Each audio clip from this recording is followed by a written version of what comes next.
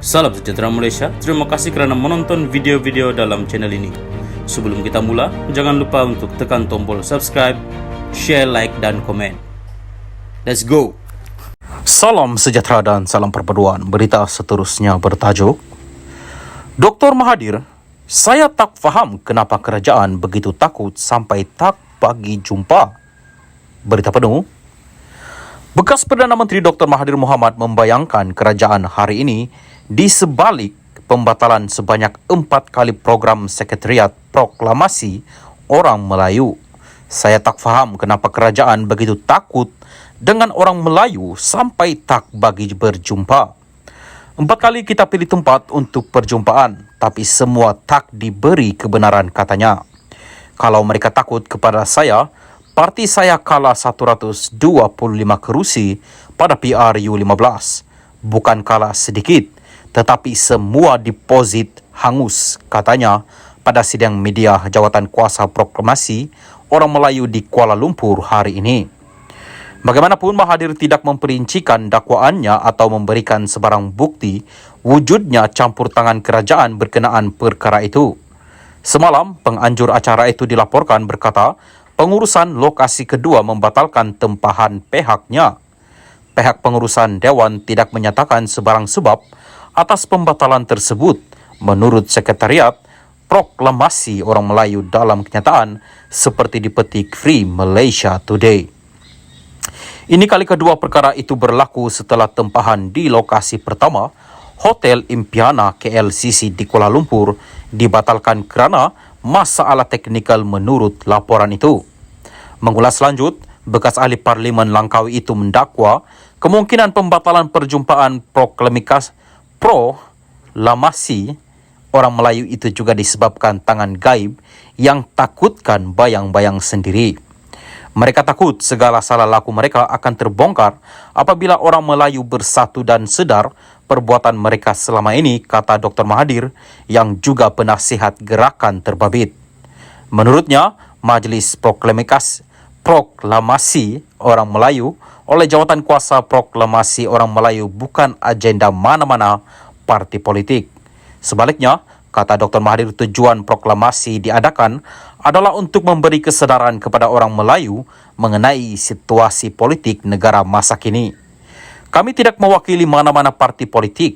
Kami hanya mau menyatukan orang Melayu yang kini semakin berpecah akibat politik negara, katanya. Menyasarkan kritikannya terhadap Perdana Menteri Anwar Ibrahim, Mahathir mendakwa pentadbiran kerajaan kini lebih zalim daripada penjajah British kerana ketika pemerintahan British, orang Melayu masih boleh berkumpul dan bersuara. Di zaman saya pun, orang Melayu boleh bercakap, tetapi di zaman demokratik Anwar, orang Melayu tak boleh bercakap. Itulah demokrasi Anwar Ibrahim, dakwanya. Sehubungan itu, Jawatan Kuasa Proklamasi Orang Melayu akan meneruskan kempen itu di media sosial dan segala saluran publicity lain termasuk jelajah rakyat di seluruh negara. Mahathir juga berkata maklumat terkini pergerakan Jawatan Kuasa Proklamasi Orang Melayu akan dihebahkan kepada semua rakyat melalui pelbagai saluran. Sementara itu, Mahathir mengulas tindakan kerajaan perpaduan dalam membenteras kegiatan rasuah di kalangan pemimpin negara. Namun saya sedikit terkilan, tindakan hanya diambil jika mereka adalah dari parti pembangkang. Kerajaan harus sedar pesalah rasuah ada di mana-mana, termasuk dalam pemimpin kerajaan kini, katanya lagi. Sekian berita, salam Malaysia Madani. Salam sejahtera dan selamat petang kepada seluruh rakyat Malaysia dan pendengar berita panas hari ini dipetik dari Malaysia Kini bertajuk Anak bekas tahanan Ops Lalang ingatkan Dr. M zaman kuku besinya. Berita penuh.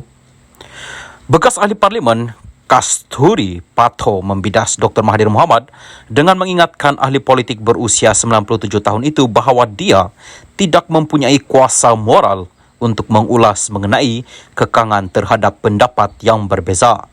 Katanya, mendiang bapanya, P. Patho, yang adalah ahli Parlimen DAP, telah ditahan mengikut Akta Kuku Besi, Akta Keselamatan Dalam Negeri ISA, yang kini dimasukkan semasa operasi Lalang pada 1987 ketika Mahathir adalah Perdana Menteri.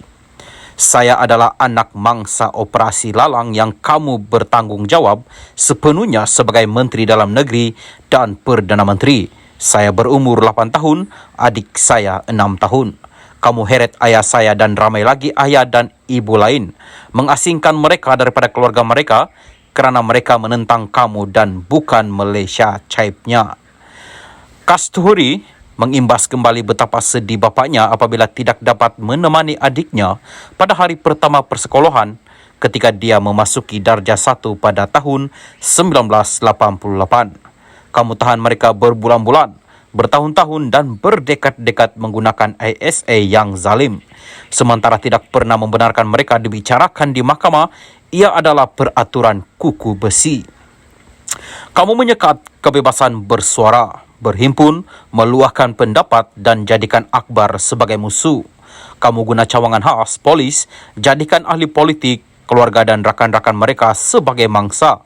Ini semua masih jelas dalam fikiran saya, katanya, sambil menambah bahawa terdapat cerita bahawa ada juga yang dipenjarakan semata-mata memiliki Akbar Dab The Rocket. Pada 2017, Mahathir mengakui kesalahan berhubung penahanan lebih 100 aktivis, wartawan dan ahli politik pembangkang semasa operasi Lalang dan menyatakan kekesalan kerana sebahagian daripada mereka diseksa. Bagaimanapun, dia menegaskan bahawa tindakan keras keselamatan itu bukan keputusannya.